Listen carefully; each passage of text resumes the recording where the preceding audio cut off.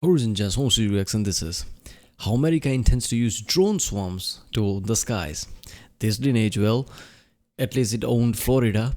Yeah, I don't know. I still maintain it must be like I don't know if something came out, I missed it, but like nobody, nothing is out, right? Like what's about that drone thing in Florida? So I'm still maintaining it must be military because like it always is.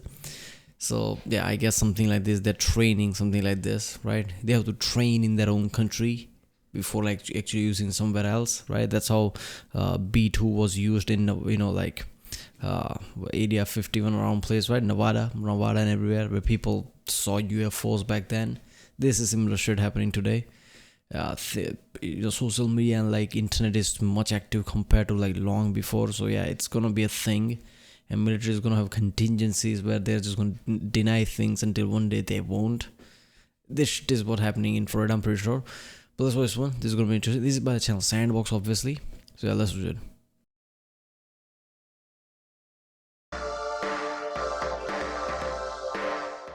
All right, let's talk about what may be the scariest two words in defense right now: drone swarms. Because while we've seen firsthand how FPV drones have changed the way warfare plays out in Ukraine, before long we won't be talking about handfuls of FPV drones, each operated by a single user, and instead we'll be talking about entire swarms of drones operated through distributed artificial intelligence. And that is a very scary thing. Yeah, a clip of Florida drone that was like making rounds like just a few days ago or something, right? I don't know, something like that. Time flies. It looked like a plane or something like this. This is why I maintain it must be military, because it doesn't look like some Amazon like 4 propeller type drones. It looks like plane drones, basically military drones.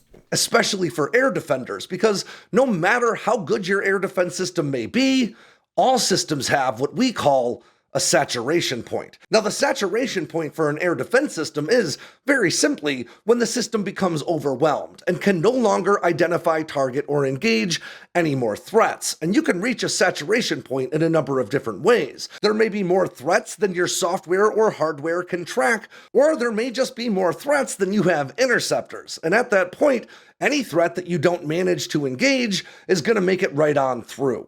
Now, the United States has been exploring ways to leverage these drone swarms for a long time now. In fact, all the way back in 2011 at MIT, they began work on Perdix drone swarms. These Perdix drones are largely 3D printed. They measure about 6.5 inches long and have an 11.8-inch wingspan once deployed.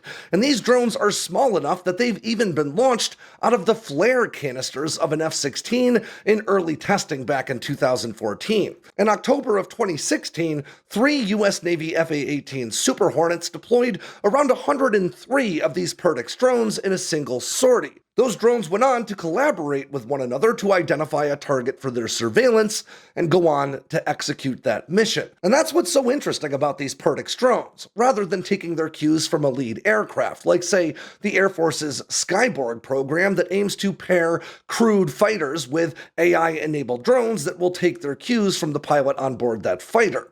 These Perdix drones instead form what's generally called a leaderless swarm, using distributed computational power to re-coordinate with one another in the event any drones are lost. In other words, these drones use what's generally called a distributed brain, spread throughout all of the systems that are networked together. And as far as we know, 103 is the most of these drones ever deployed at once in a single sortie, but the DoD has been very clear that they intend to deploy them in numbers of more like 1,000. But not all of these drone swarms in development are really drones, like the Air Force's Golden Horde program, which is one of the 4 Vanguard efforts the Air Force has placed a massive amount of emphasis on in recent years. Golden Horde is all about fielding autonomous swarming munitions. These aren't just suicide drones, but can be all sorts of systems, including small diameter bombs. These systems, once deployed from the aircraft, coordinate with one another to identify targets below. They can then distribute those targets amongst themselves or redirect to a more important target if one appears before they make impact with the ground. In 2020, Smart munition, another phase of like smarter missiles, right? This time it's basically drones which can like think for itself, like assign target and like execute. That makes sense. The Air Force even moved to incorporate this technology into miniature air-launched decoys, like the ADM-160 MALD. Now, these air-launched decoys are effectively cruise missiles that swap out their explosive payload in favor of RF transmitters that can broadcast the radar return of just about any aircraft you can imagine. And that allows the US to flood enemy airspace with ghost radar returns of everything from F-15s to B-52s, making it much more difficult to actually identify and target the real aircraft you want to shoot down. According to the US Air Force, they began testing these CMALDs, or collaborative miniature air-launched decoys, in 2022. And these are just a handful of the air... Again, I've said this in the past. America has so many things they are working on. Even amongst the things like drones, there's so many drones, like from the missiles to actual small 6-inch drones, this and that, decoy missile, this and that. Like, problem with that is like, so many. You need proper command structure. You need smarter people in top of the command structure, commanders like generals, who knows how to execute what and how to utilize this weapon the best. Because you can have all the weapons, but if the guy doesn't know like how to utilize them, still fights the old style and just like these things go underutilized, that doesn't mean much, right? So this is a problem when you have a lot of things, right? You need to think a lot of things, right? You need to be prepared for a lot of things, and you need to utilize those things in that way, because in order for those things to be part of your system, a lot of other things will be taken out of it, because if you have that, why do you need the other thing? And the problem with that is like conventional weapons and conventional things, if they're taken out and these new things are put in and the guy doesn't know how to utilize them, that might be an actual hole in the whole plan, right? I'm sure like logistics is something like US is really great at, and they'll just train people efficiently, and there'll be sections of things like these people will handle this, these people will handle this. So no one person gets overwhelmed like that. I don't know.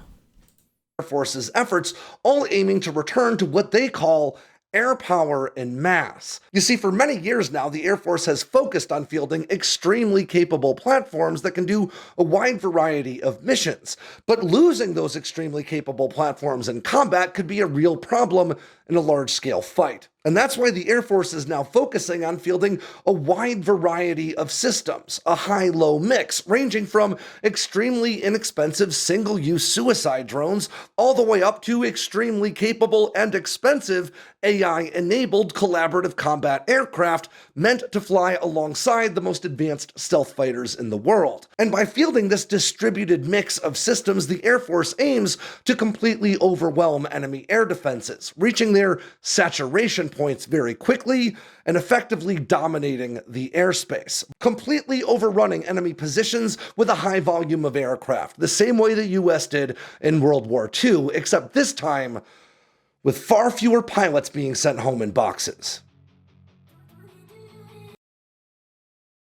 Yeah, that's something, right? But what if an enemy comes up with a weapon that fries everything that is on the sky, every system, every chipset? Because it doesn't matter how advanced something is, they all use somewhat similar architecture of computers and like chipsets and things, electronics, some form of EMP, some stronger version of it. Like if somebody can develop that, and if somebody knows like America is like relying heavy on this SWARMS mentality and like dominating sky thing, they could just basically, attack the whole sky and wipe it out, right? I don't know. Like US might have to think about that, like jammers and things. I don't know. Right, well, that was how America intends to use drone swarms to own the skies, which on Sandbox. If you like my content, don't forget to subscribe, and I'll see you next time.